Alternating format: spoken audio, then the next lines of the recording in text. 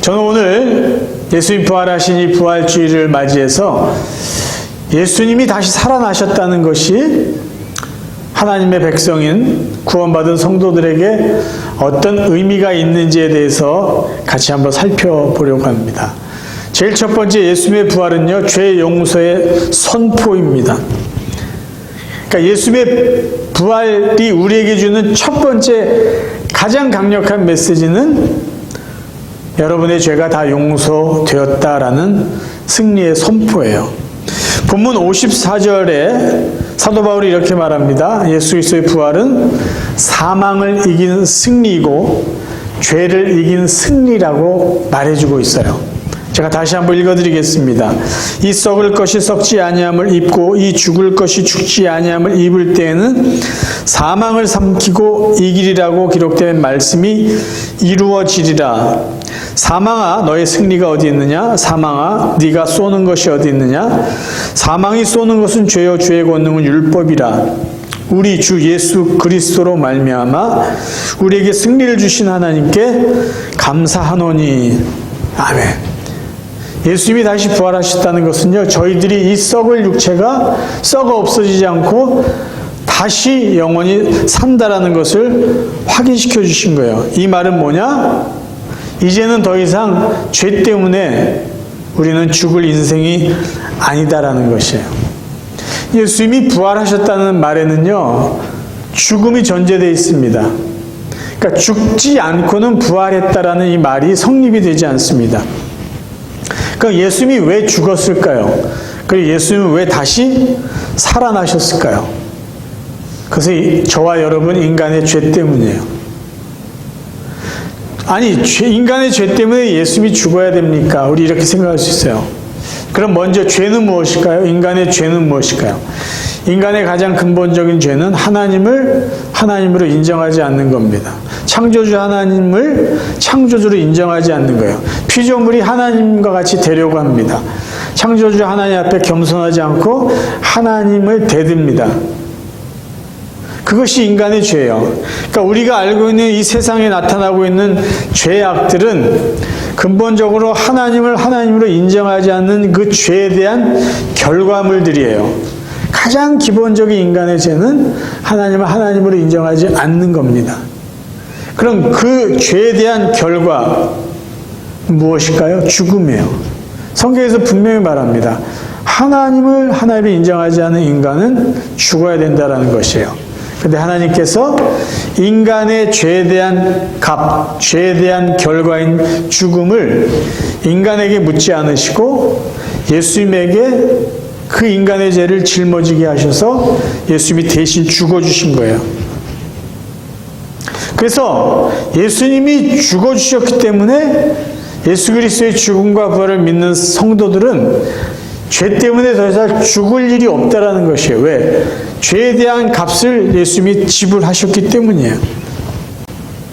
그래서 예수 그리스도의 부활을 믿는 사람들은요, 이제는 나는 하나님을 대들고 하나님을 인정하지 않는 그 죄의 문제가 해결됐다. 그 죄가 없어졌기 때문에 나는 더 이상 죄 때문에 죽을 일이 없다라는 것을 우리가 믿는 것이에요. 성경에는 예수님의 부활을 이렇게 정리해주고 있어요. 쉬운 말 성경입니다. 로마서 4장 25절 예수께서는 우리의 죄 때문에 죽임을 당하셨으며 또한 우리를 하나님 앞에서 의롭게 하시려고 다시 살아나셨습니다. 죄 때문에 죽으셨고 죄 때문에 죽어주셨기 때문에 이제 우리는 하나님 앞에서 의롭게 살아갈 수 있게 되었다라는 것이에요. 예수님의 부활하심으로 확인시켜 준 게 있어요. 사탄은 절대로 하나님을 이길 수 없다라는 것이에요. 하나님의 은혜는 인간의 죄를 넉넉히 이기고도 남습니다. 그래서 예수님의 부활은 인간의 죄로 인한 사망과 죽음을 승리했다, 이겨주었다, 그것을 선포해주는 사건이에요. 그래서 예수 그리스도의 부활을 믿는 것이 굉장히 중요합니다.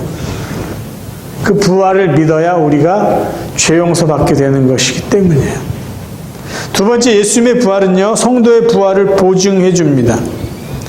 그러니까 예수님이 부활하셨다는 것은 그 부활을 믿는 성도들도 부활할 것이다라는 것을 보장해줘, 개런티하는 것이에요.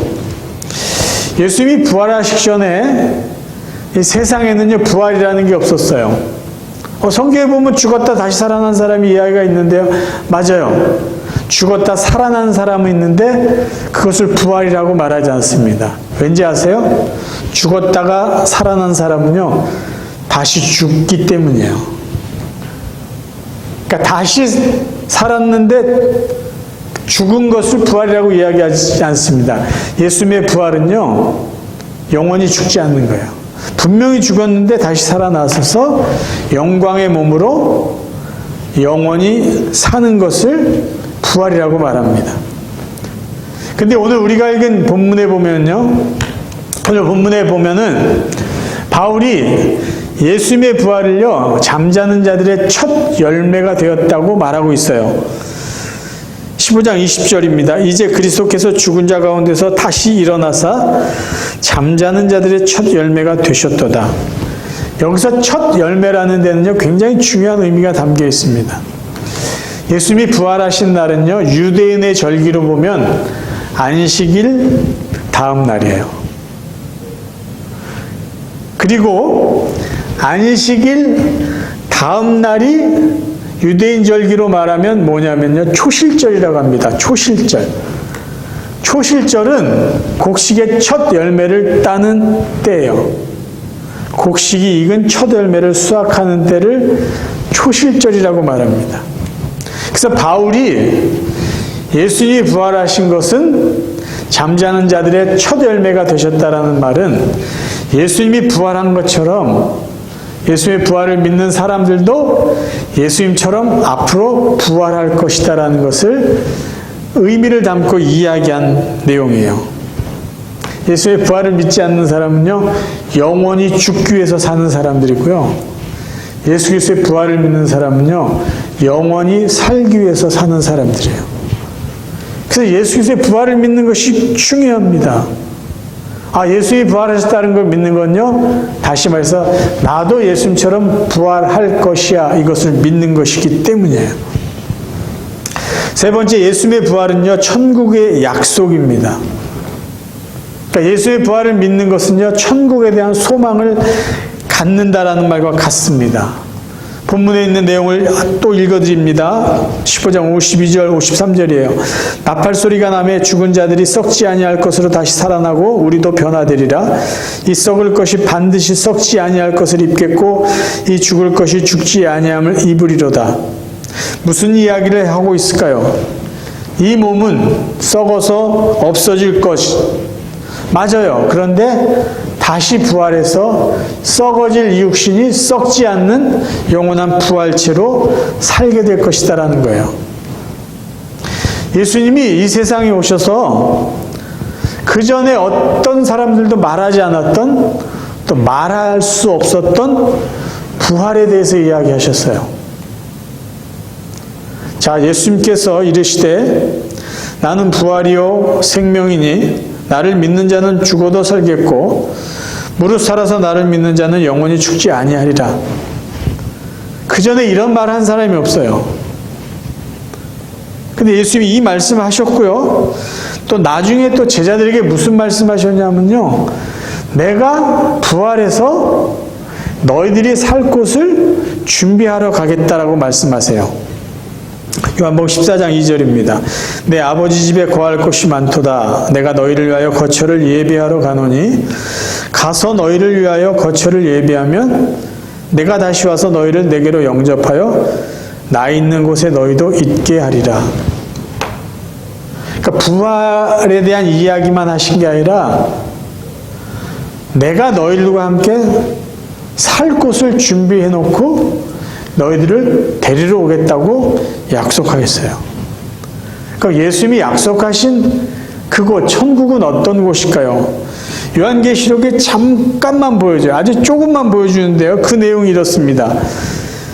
또 내가 새하늘과 새 땅을 보니 하나님은 친히 그들과 함께 계셔서 모든 눈물을 그 눈에서 닦아주시니 다시는 사망이 없고 애통하는 것이나 곡하는 것이나 아픈 것이 다시 있지 아니하리니 처음 것들이 다 지나갔음이라라. 지금 사도 요한이 환상 중에 본 천국을 이야기해 주고 있어요. 그런데 지금 사도 요한이 이야기한 천국은요, 인간의 언어로 표현했기 때문에 지극히 제한적인 표현밖에 하지 못합니다. 그럼 여러분 생각해 보세요. 하나님께서 자기 외아들 예수 그리스도를 죽이시면서까지 우리를 위해서 준비해 놓으신 천국이 그냥 그저 눈물 흘리지 않고 그냥 죽지 않는 곳이 그 정도 단순하고 시시한 곳일까요? 아니, 아들을 죽이시면서까지 인간을 위해서 준비해 놓으신 천국이 그냥 가도 좋고 안 가도 좋은 그 정도의 장소이겠냐라는 것이에요. 저희들은요, 지금 이 세상에서 천국을 감히 상상할 수가 없어요. 그냥 그럴 것이다라고 대충 우리 인간의 수준으로 인간의 어떤 차원에서 상상하지 감히 우리가 이해하고 상상조차 할 수 없습니다. 그러니까 저는 우리가 이 세상에서 누릴 수 있는 극도의 기쁨과 만족과 환희, 그것보다 더한 최고의 만족을 누릴 수 있는 곳이 천국이라고 저는 믿어요. 여러분, 부활을 믿고 천국이 있다는 그 믿음을 갖는 것은요, 굉장한 소망이 됩니다. 작년 이맘때 일이에요. 한국에서 저희 어머니께서 전화를 하셨어요. 그러니까 어릴 때, 제가 아주 어릴 때부터 알고 지냈던 저희 어머니 친구 되시는 권사님이에요. 그러니까 그 권사님 저도 잘 알아요. 그 권사님의 그 아들들이 저보다 이제 나이는 어린데 교회에서 이렇게 지내서 잘 알고 있어요. 근데 3명의 아들인데 그 중에 둘째 아들이 코비드 그 후유증으로 인해서 죽었어요. 부활절을 시작하기 전에 고난주간 때에 그 아들이 죽었습니다. 그 아내하고 어린 딸 하나를 남겨두고 그 아들이 세상을 떠났어요.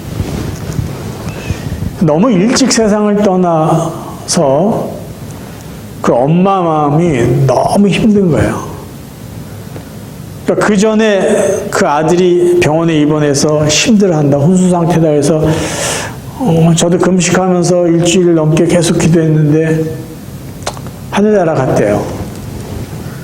그러니까 저도 마음이 아프더라고요. 저도 막 눈물이 나오고, 그래서 저희 어머니에게 제가 이렇게 긴 이렇게 편지를 써서 그 권사님께 전해줬으면 좋겠다라고 했어요.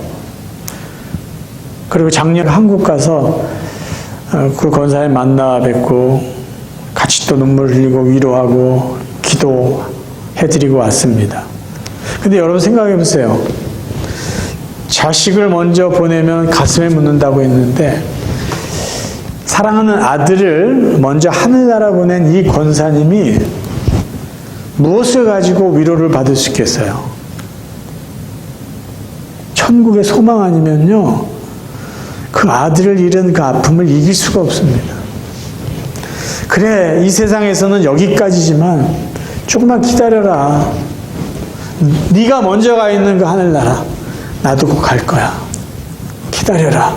그때 보자.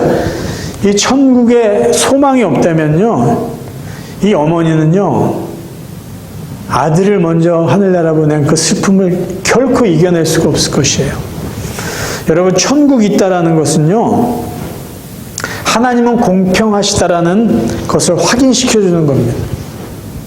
저희들은 이렇게 건강하게 생활하고 있어요.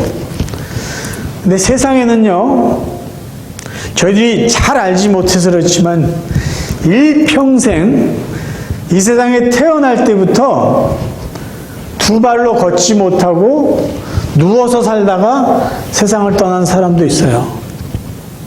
세상에는요, 날 때부터 두 다리에 힘이 없어서 평생 앉아서 누워서 살다가 세상을 떠난 사람들이 있어요. 장애를 갖고 태어난 사람이 있어요. 그런데 우리는 그들을 보고 공평하신 하나님이라고 감히 말합니다. 그런데 이 세상에서는 절대 공평할 수가 없어요. 최소한 그 사람들과 우리는 공평할 수가 없어요. 우리는 훨씬 더 많은 은혜를 누리고 사는 사람이에요. 근데 왜 하나님은 공평하다라고 우리가 말할 수 있나요? 천국이 있기 때문이에요. 그분들이 이 세상에서는 제대로 걷지 못하고 뛰지 못하고 말하지 못하고 살았지만 이제 예수 그리스도께서 부활해서 우리 모두를 위해 준비해 놓은 그 천국에 가면 영원토록 온전한 모습으로 부활의 주님과 믿음의 사람들과 기쁘게 즐겁게 찬양하며 살게 될 것이기 때문이에요. 그래서 천국이 있다는 것은요, 하나님은 공평한 분이시라는 것을 우리에게 보여주는 것이고요. 천국이 있다는 것은요, 자녀를 먼저 세상에서 이별하고 하늘나라 보낸 그런 아픔이 있는 사람들에게 참된 위로와 소망이 될 수 있다는 것이에요. 이 세상이 전부가 아니에요. 이 세상이 전부가 아니에요. 저희 모두는 하나의 예배넛이 천국에 갈 사람들이에요.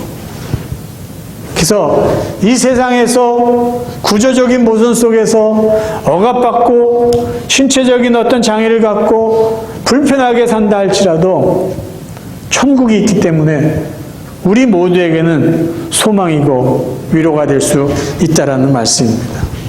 마지막으로 예수님의 부활은요, 성도들이 이 세상에서 어떻게 살아가야 될지 삶의 의미를 부여해주는 사건입니다. 예수님의 제자들이요, 예수님이 죽었다는 소식을 듣고 더 이상 삶의 의미가 없는 것처럼 지냈었어요. 아주 무기력한 모습을 그들이 보여줍니다. 왜 그랬을까요? 죽음은 인생의 끝이구나 생각했기 때문이에요.